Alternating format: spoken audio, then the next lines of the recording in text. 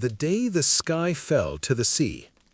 Wednesday, June 7, 1692. It was a typical, suffocatingly hot Caribbean morning. The harbor was full, loaded with trade ships and naval vessels. The taverns were already doing a brisk business. At 11:43 a.m., the first shock hit. It was a violent, sustained jolt that lasted for several minutes, a terrifying anomaly. In the space of those few minutes, Port Royal was not merely shaken, it was subject to a process known as liquefaction. The violent shaking of the earth caused the water-saturated sand beneath the city to temporarily lose its strength and behave like a liquid slurry. Multi-story stone and brick buildings, the grand symbols of Port Royal's wealth, simply began to sink, whole and upright, into the earth. Eyewitness account, Theodore Folks. The earth opened and shut, and the houses and people sunk down into it. The water gushed out of the earth in every corner of the town. The harbor swallowed. The grand wharves and quays, laden with goods, men, and ships, slid horizontally into the sea. Eyewitnesses reported seeing entire streets and rows of buildings disappear, as if a great invisible hand had swept them off the sandbar. Ships in the harbor were tossed about violently, some capsizing, others pulled down into the whirlpools created by the collapsing city. The tsunami's grasp. The collapsing mass of the city displaced a monumental volume of water, generating a series of massive tsunamis. These waves swept back over the already sinking town, dragging thousands of survivors and debris out to sea. The graveyard of ships. In the harbor, the English frigate Swallow was lifted by the first wave and deposited high onto the shore, while dozens of smaller vessels vanished, pulled down by the sinking landmass beneath them. Under 3 minutes, 2/3 of Port Royal was gone, now resting on the seafloor up to 60 feet below the surface. Over 5,000 people were killed instantly or drowned in the terrifying, chaotic aftermath. The irony was immediate and profound. Thousands of buccaneers who had spent their lives risking death for Spanish gold were killed by a natural disaster while enjoying their ill-gotten gains in safety. The survivors were left on the splintered, remaining third of the sandspit, surrounded by floating bodies and a grotesque debris field. The shock was so complete that for weeks, survivors walked among the ruins, unable to comprehend the divine, total destruction of their seemingly invincible city. The archaeology of vice. The destruction of Port Royal was not just a historical event, it was a perfect geological time capsule. The instantaneous nature of the sinking, buildings often collapsing and sinking vertically, sealing off rooms with water and silt, created an anaerobic environment that has preserved its contents for centuries.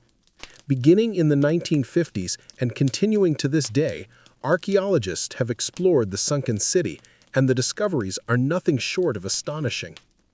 Frozen in time, the recovery of objects, ceramics, pewter plates, fine glassware, wooden tools, and even preserved food provide an unprecedented snapshot of 17th century life in the New World. A watch, recovered in 1969, had stopped dead at the exact moment of the earthquake, 11:43 a.m. The pirate's wallet. Among the most evocative finds was the house of a merchant named John Archer.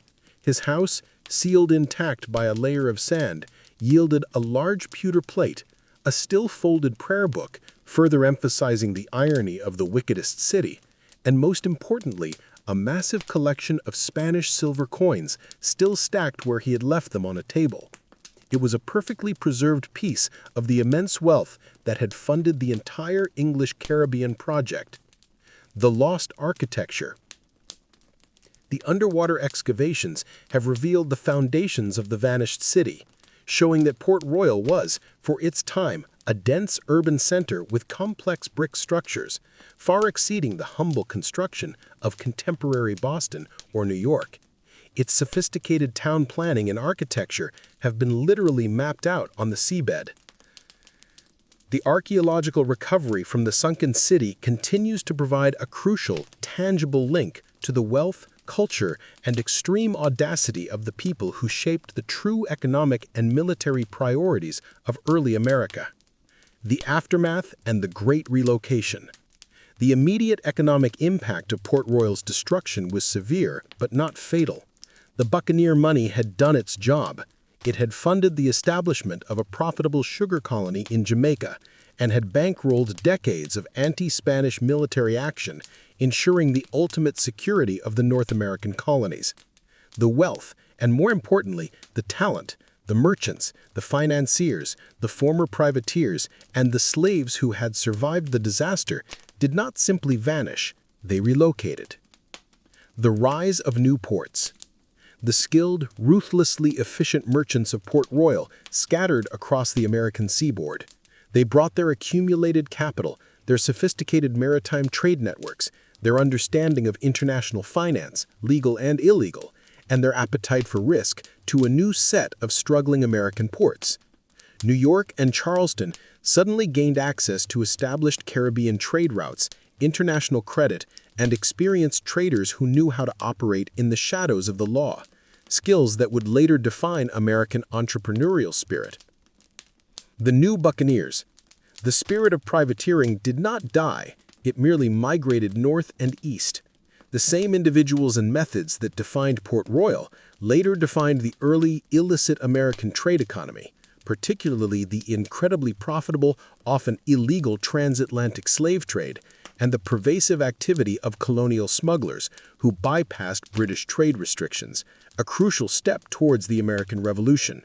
The buccaneer spirit, aggressive capital formation, deniable military action, and radical self-reliance became baked into the American DNA. The debt of the founders. The astonishing truth is that the early American project owes an immense, unacknowledged debt to the gold-funded military might created in Port Royal. The Spanish distraction, by constantly forcing Spain to focus its naval resources and military expenditure on defending its Caribbean treasure routes and securing its Central American colonies, Port Royal provided the crucial strategic distraction that allowed the small, weak English colonies in North America to survive and grow in relative peace. The military buffer. The buccaneers, operating under the governor's letters of marque, were the first successful, sustained English military force in the Americas. They were the shield, paid for with stolen Spanish gold, that protected the New World from the world's greatest superpower. Without the buccaneers, a major Spanish invasion of the American colonies in the 17th century was not just possible, but highly probable and perhaps decisive. The foundation of the land of the free in this astonishing true history was not just ideological, it was tactical, military, and funded by the greatest, most organized criminal enterprise the world had ever seen. The buccaneers of Port Royal, the very people the American founders would later scorn as pirates, were, in a dark and twisted way, their initial unholy protectors. The story continues with the meticulous reconstruction of the lost financial instruments, the detailed accounts of Morgan's tactical genius, the personal histories of the men and women who sank with the city, and the final bizarre connection between the buccaneer wealth and the rise of the American merchant class that would later fund the Revolution. It is a story of how an empire of vice, built on the foundation of sand, became the secret, subterranean bedrock of the United States.